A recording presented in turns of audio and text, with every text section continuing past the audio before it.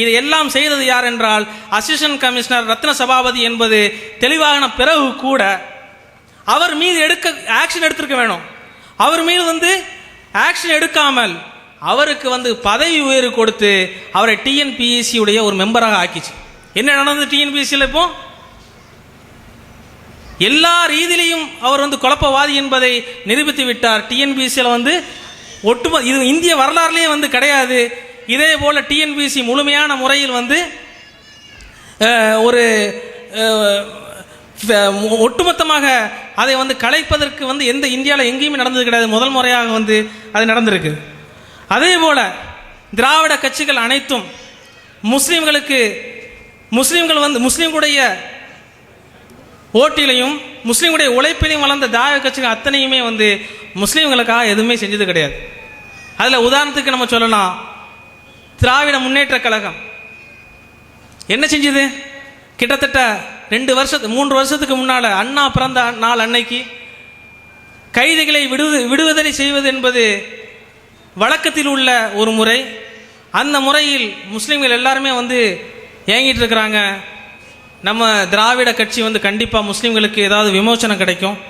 பல ஆண்டுகள் 12 ஆண்டுகள் 13 ஆண்டுகள் சிறைச்சாலையில் இருக்கக்கூடிய அவர்களுக்கு ஏதாவது விடுதலை கிடைக்கும் என்று ஏங்கி கொண்டிருக்கக்கூடிய நேரத்தில் பட்டியல் வருகிறது. 1405 பேர் விடுதலை செய்யப்படுகிறார்கள். அதில் ஒருவர் கூட முஸ்லீம் அல்ல. அடுத்த வருடம் செய்கிறோம், தொடர்ந்து போராடுறோம். அடுத்த வருஷமும் முஸ்லீம்கள் யாரும் விடுதலை செய்யப்படவில்லை. அதுக்கு அடுத்த வருஷம் போராடுறோம். சில முஸ்லீம்களை விடுதலை செய்கின்றேன் என்று சொல்கிறார்கள். அவர்கள் அனைவரும் 2 மாதத்தில் அல்லது அதுக்கு அடுத்த நாள் விடுதலை படக்கூடியவர்கள் தான். அப்போ அவர்களுக்கு முஸ்லீம்களுக்கு மட்டும் நீதி வழங்குவதில் அரசாங்கமும் சரி, அதே போல் நீதிமன்றமும் சரி, எல்லாமே ஒரு 2ஆம் தளபட்சமாக தான் நடந்து கொண்டிருப்பது என்பதை தெளிவாக தெரியலாம். ஜக்கியா ஜாஃப்ரியுடைய கேஸுடைய விஷயம் உங்களுக்கு எல்லாம் தெரியும். குல்பர்கா சொசைட்டியில் 175 பேர் கொல்லப்படுறாங்க குஜராத்தில். அந்த கலவரத்தில் பாதிக்கப்பட்ட ஜக்கியா சைஃப் முன்னாள் எம்பி உடைய மனைவி கடுமையான முறையில் போராடி அந்த கேஸ் சுப்ரீம் கோர்ட்டுக்கு போகுது. எஸ்ஐடியுடைய இன்வெஸ்டிகேஷன்லாம் முடிஞ்சிட்ட பிறகு குற்றவாளி யாருன்னா நரேந்திர மோடி என்ற ரிப்போர்ட்டும் வருது. வந்த பிறகு அந்த கோர்ட் சுப்ரீம் கோர்ட்டுக்கு வரப்போகும்போது சுப்ரீம் கோர்ட்டுடைய நீதிபதி என்ன சொல்கிறார் என்றால், இந்த கேஸை பொறுத்த வரைக்கும் நீங்கள் குஜராத்தில் உள்ள நீதிமன்றத்தில் முடிச்சுக்கலாம்னு சொல்றாங்க. உடனே என்ன நடக்குதுன்னா, குஜராத்தில் அனைவரும் கொண்டாடுகிறார்கள். இந்த கேஸிலிருந்து நரேந்திர மோடி விடுவிக்கப்பட்டார் என்று குஜராத்தில் கேஸ் நடத்தணும்னு சொல்லி சுப்ரீம் கோர்ட் சொல்லுது.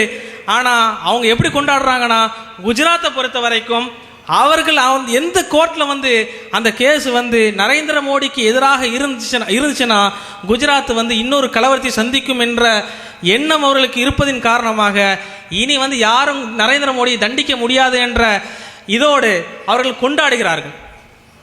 இதேபோல் யாரெல்லாம் இந்த நரேந்திர மோடிக்கு எதிராக ஏதாவது கருத்து சொன்னால் அவன் என்ன செய்வான்? காணா போயிடுவான். ஹரேன் பாண்டிய பிஜேபியுடைய முன்னாள் எம்எல்ஏ குஜராத்துடைய கலவரத்தை பற்றி சில விஷயங்கள் வெளியே விட்டதனால அவர் திடீர்னு கொல்லப்படுறாரு. யாரால கொல்லப்படுறாரு? பாகிஸ்தான் தீவிரவாதிகளால் கொல்லப்படுறாரு. யாருக்கு நன்மை இது யாருக்கு நன்மை இருக்க வேண்டும்? குஜராத்துடைய கலவரத்தை வெளிக்கொண்டு வந்தது முஸ்லீம்களுக்கு சாதகமாக இருக்கும் என்ற பட்சத்தில் இருந்துச்சுன்னா பாகிஸ்தான் எவனாவது ஒரு தீவிரவாதி வருவான், அவன் கொண்டுட்டு போயிடுவான். இதேபோல் சஞ்சய் பத்துடைய கேஸ், அவர் குஜராத்துடைய இந்த விஷயத்தை வெளிப்படுத்தினதுனால அவரை சில காரணங்களை கொண்டு குற்றவாளி கூண்டில் நிறுத்தியிருக்காங்க. அதே போல் ஹேம்நாத் கர்கரே, இதேபோல் ஹேம்நாத் கர்கரே உண்மை அறிய இந்த முஸ்லீம்களுடைய குண்டுவெடிப்பை பற்றி வெளியிட்டதின் காரணமாக அவர் கொல்லப்படுறாரு. இதெல்லாம் முஸ்லீம்களுக்கு சாதகமாக யாராவது சொன்னால் அவர் கொல்லப்படுவார்கள். இதையெல்லாம் நாம் மனதில் கொண்டு நீதியை நிலைநாட்ட வேண்டும், சமூகத்திற்கு நீதியை வழங்கும் ஒரு போராட்டத்தை நடத்த வேண்டும். அந்த போராட்டத்தில் முழுமையான முறையில் அனைவரும் கலந்து கொள்ள வேண்டும். சகோதரர்களே, இது ஏனென்றால் இது நாம் சொல்லவில்லை, இப்படிப்பட்ட நிர்பந்தம் முஸ்லீம்களுக்கு இருப்பது என்பது நம்ம மட்டும் சொல்லல. இது யார் சொல்றாங்க? மார்க்கண்டே கட்ஜு என்ற முன்னாள் நீதிபதி, ரிட்டையர்டான முன்னாள் சுப்ரீம் கோர்ட் நீதிபதி என்ன சொல்றாருன்னா, நாட்டில் எங்கு குண்டு வெடித்தாலும் நடந்தது முஸ்லீம்கள் மீது காவல்துறையும் அதே போல் ஊடகமும் குற்றம் சொல்வதை நிறுத்த வேண்டும். 1. 2வது உண்மையான குற்றவாளிகளை கண்டுபிடிக்க முடியாதால் கையில் கிடைக்கும் முஸ்லிம்கள் மீது காவல்துறை பொய் வழக்கு போடுகிறது. அதை நிறுத்தணும் சொல்லிட்டு மார்க்கண்டே கட்ஜு என்ற சுப்ரீம் கோர்ட்டுடைய நீதிபதி வந்து சொல்றாரு. அதேபோல் மன்மோகன் சிங் தேசிய ஒருமைப்பாட்டு கூட்டத்தில் வந்து பேச போகும்போது என்ன சொல்றாருன்னா, இன்னைக்கு ஒரு மதக்கலவர தடுப்பு சட்ட மசோதா வந்து டிஸ்கஷன் நடக்குது, நிறைய நடக்குது. டிஸ்கஷன் நடந்து முடிஞ்சிட்ட பிறகு அதுக்கு பிறகு வந்து மன்மோகன் சிங் பாரத பிரதமர் வந்து பேச போகும்போது, இன்னைக்கு உள்ள சூழ்நிலையில் இந்திய முஸ்லீம்கள் வந்து ரொம்பவே பாவம். அவர் சொல்றாரு ரொம்பவே பாவம். ஏன்னா வந்து உளவுத்துறையும் காவல்துறையும் முஸ்லீம்களை ஒரு குற்றவாளியாகவே தான் பார்க்குது எந்த விஷயமா இருந்தாலும். அது மட்டுமல்லாமல் அவர்கள் மிகவும் மக்களுக்கு மத்தியில் தனிமைப்படுத்தப்படுகிறார்கள். இது திட்டமிட்டு செய்யப்படுகிறது என்பதை அவரும் கூறுகிறார். இதையெல்லாம் வைத்து பார்க்கும்போது இன்னைக்கு சமூகத்தில் நீதிக்காக, நீதியுடைய தேவை யாருக்கு இருக்கிறது என்றால் முஸ்லிம்களுக்கும் அதேபோல் ஒடுக்கப்பட்ட தலித் மக்களுக்கும் தேவை இருக்கிறது.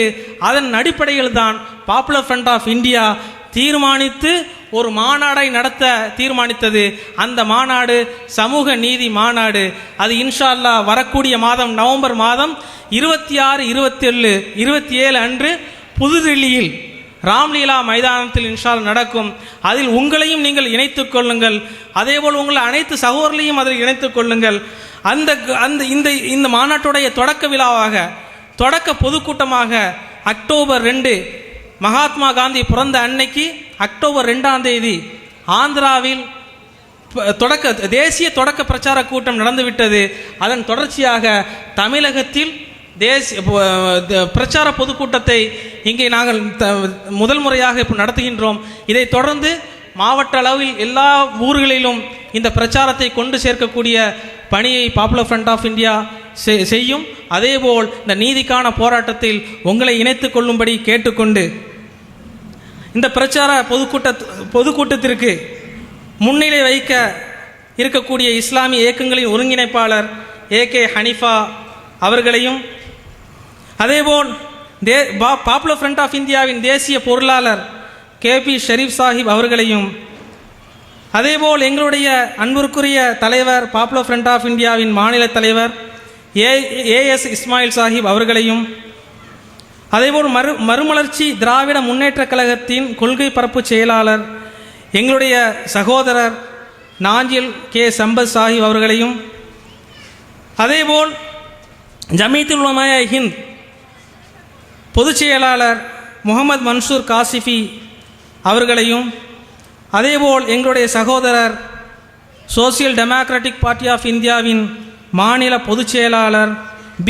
அப்துல் ஹமீத் அவர்களையும், பாப்புலர் ஃப்ரண்ட் ஆஃப் இந்தியாவின் சென்னை மாவட்ட தலைவர் J முகமது நாசிம் அவர்களையும், இன்னும் சென்னை மாவட்ட பொதுக்குழு உறுப்பினர்கள் அனைவர்களையும்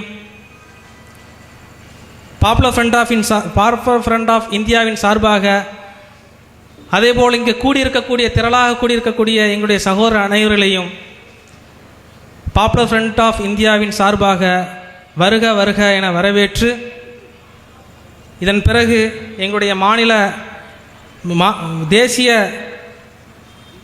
பொருளாளர் KP ஷரீப் சாஹிப் அவர்களை உரையாற்ற வரும்படி அழைக்கின்றேன்.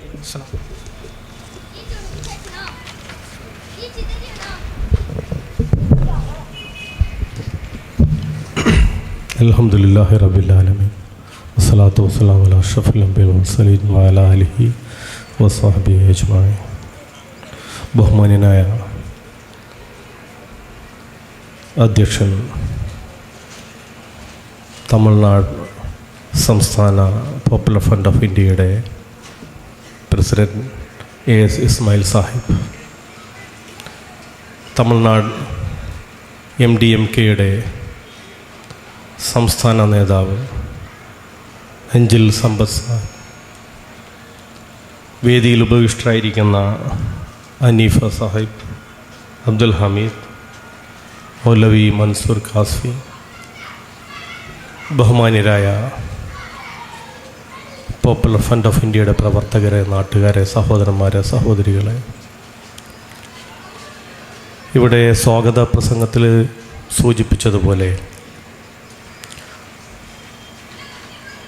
നവംബർ മാസം 26, 27 തീയതികളിൽ ഡൽഹിയിലെ രാംലീല മൈതാനത്ത് ഒരു മഹാസമ്മേളനം നടക്കുകയാണ്.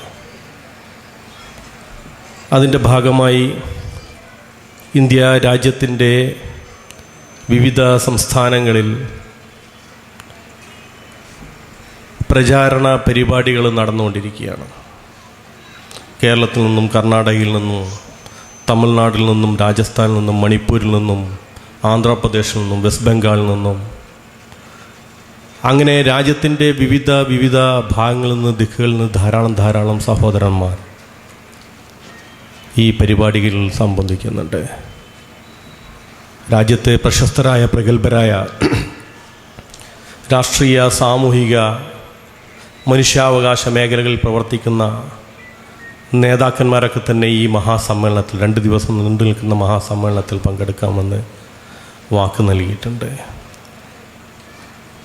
രാഷ്ട്രീയ രംഗത്തുള്ള വിവിധ രാഷ്ട്രീയ പാർട്ടികൾ പ്രവർത്തിക്കുന്ന വലിയ നേതാക്കന്മാർ, കോൺഗ്രസ്സിലായാലും അതുപോലെ ലോക് ജനശക്തി പാർട്ടിയിലായാലും അതേപോലെ വിവിധ മേഖലകളിൽ പ്രവർത്തിക്കുന്ന രാഷ്ട്രീയ, സാംസ്കാരിക മേഖലയിലുള്ള ഉന്നതന്മാരായിട്ടുള്ള ഒട്ടനവധി ആളുകൾ ഈ പരിപാടികളിൽ സംബന്ധിക്കാമെന്ന് ഏറ്റിട്ടുണ്ട്. പോപ്പുലർ ഫ്രണ്ട് ഓഫ് ഇന്ത്യ മുന്നോട്ട് വെക്കുന്ന ഒരാശയം, അത് ഈ സമ്മേളനത്തിലൂടെ അതിൻ്റെ ഒരു ഭാഗം പൊതുസമൂഹത്തിനെ അറിയിക്കുകയാണ്. ഈ സമ്മേളനം ഒരു ദേശീയ social justice conference, national social justice കോൺഫറൻസാണ് 26-27 തീയതികൾ നടക്കാൻ പോകുന്നത്. സാമൂഹിക നീതിയെ സംബന്ധിച്ച് ധാരാളം നമ്മൾ കേൾക്കാറുണ്ട്. പക്ഷേ സാമൂഹിക നീതി രാജ്യത്ത് നേടിയെടുക്കാൻ അധസ്ഥിത സമൂഹങ്ങൾക്ക്, മുസ്ലിങ്ങൾക്കോ ദളിതുകൾക്കോ പിന്നാക്ക വിഭാഗങ്ങൾക്കൊന്നും തന്നെ ഭരണഘടനാദത്തമായ അവകാശം നേടിയെടുക്കാൻ സാധിച്ചിട്ടില്ല. രാജ്യത്ത് സ്വാതന്ത്ര്യം ലഭിക്കുന്നതിന് വേണ്ടി ഒരുപാട് പരിശ്രമങ്ങൾ നടത്തിയിട്ടുള്ള മുസ്ലിങ്ങളും ദളിതുകളും പിന്നാക്ക സമൂഹങ്ങളൊക്കെ തന്നെ അവരുടെ രക്തം ഈ രാജ്യത്തിന് വേണ്ടി സമർപ്പിച്ചിട്ടും ഒരു സോഷ്യൽ ജസ്റ്റിസ്, സാമൂഹിക നീതി അവർക്ക് നേടിയെടുക്കാൻ സാധിച്ചിട്ടില്ല. നമുക്കറിയാം, പോർച്ചുഗീസുകാർ ഇന്ത്യ രാജ്യത്തെ ആക്രമിക്കാൻ വന്ന സന്ദർഭത്തിൽ വൈദേശികാധിപത്യത്തിനെതിരെ സമരം തീർത്ത ആളുകളായിരുന്നു മുസ്ലിങ്ങൾ. 1757 പ്ലാസിയിൽ നടന്ന യുദ്ധത്തിൽ സിറാജ് ദൗളയുടെ നേതൃത്വത്തിലായിരുന്നു സമര സന്നാഹം ഒരുക്കിയിരുന്നത്. 1887 ഒന്നാം സ്വാതന്ത്ര്യ സമരത്തിലും പുർബിയാത്തുകളും മറാത്തികളും രജപുത്രന്മാരും ക്രിസ്ത്യാനികളും ദളിതുകളും എല്ലാവരും തന്നെ ബഹദൂർ ഷാ സഫർ എന്ന് പറയുന്ന മുസൽമാൻ്റെ നേതൃത്വത്തിലായിരുന്നു സമരമുഖം തുറന്നിരുന്നത്. അങ്ങനെ സ്വാതന്ത്ര്യത്തിൻ്റെ ചരിത്രം പരിശോധിച്ചിട്ടുണ്ടെങ്കിൽ ഈ രാജ്യത്തിന് വേണ്ടിയിട്ട് അടരാടിയിട്ടുള്ള സമൂഹങ്ങൾ പിന്നാക്ക വിഭാഗത്തിൽപ്പെട്ട ദളിതുകളോ മുസ്ലിങ്ങളോ തുടങ്ങിയിട്ടുള്ള ആളുകളായിരുന്നു. എന്നാൽ രാജ്യത്തിൻ്റെ അധികാരത്തിൻ്റെ ശ്രേണികളിൽ, ഉന്നതങ്ങളിൽ ഈ മുസ്ലിം സമൂഹങ്ങൾക്ക് ആധിപത്യം നേടിയെടുക്കാൻ, പിന്നാക്ക വിഭാഗങ്ങൾക്ക് ആധിപത്യം നേടിയെടുക്കാൻ, ദളിത് സമൂഹങ്ങൾക്ക് ആധിപത്യം നേടിയെടുക്കാൻ സാധിച്ചിട്ടില്ല. ഒരു വളരെ സുന്ദരമായ, പരിഭാവനമായ ഒരു ഭരണഘടന ഇന്ത്യ രാജ്യത്തുണ്ട്. നമ്മുടെ മുമ്പിൽ ലഭ്യമായിട്ടുള്ള ഭരണഘടനയിലെ പ്രിയാമ്പിളിൽ തന്നെ അതിൻ്റെ ആമുഖത്തിൽ പറയുന്നുണ്ട്, അതൊരു sovereign, secular, socialist, democratic republic ആണെന്ന് പറയുന്നത്. Sovereign, socialist, secular, democratic republic എന്ന് പറയുന്ന ഭരണഘടനയുടെ ആമുഖത്തിൽ പറയുന്ന ആ സോവറിൻ എന്ന് പറയുന്ന പരമാധികാരം ഈ രാജ്യത്തിന് ലഭ്യമായിട്ടുണ്ട്. ഈ രാജ്യം സ്വാതന്ത്ര്യം നേടിയിട്ട് 10-60 വർഷം കഴിഞ്ഞിട്ടും ഇപ്പോഴും 64% വരുന്ന ജനസമൂഹം ദാരിദ്ര്യരേഖയ്ക്ക് കീഴാണ്, ബിലോ പോവർട്ടി ലൈൻ. നമുക്കറിയാം, സ്വാതന്ത്ര്യം നേടിക്കഴിഞ്ഞെങ്കിലും യഥാർത്ഥത്തിലൊരു സ്വാതന്ത്ര്യം പൊതുസമൂഹത്തിന് ലഭ്യമായതായിട്ട് കാണാൻ കഴിയുകയില്ല. ഈ രാജ്യം തന്നെ, ഈ സോവറിൻ എന്ന് പറയുന്ന രാജ്യം ഇന്ന് അമേരിക്കയുടെ ചൊൽപ്പടിക്കയിൽ നിൽക്കുന്നതാണ് നമുക്ക് കാണാൻ കഴിയുന്നത്. നമുക്കറിയാം, പുതിയ പദങ്ങൾ കേൾക്കാറുണ്ട്. ഗ്ലോബലൈസേഷൻ, ആഗോളവൽക്കരണം, പ്രൈവറ്റൈസേഷൻ, സ്വകാര്യവൽക്കരണം,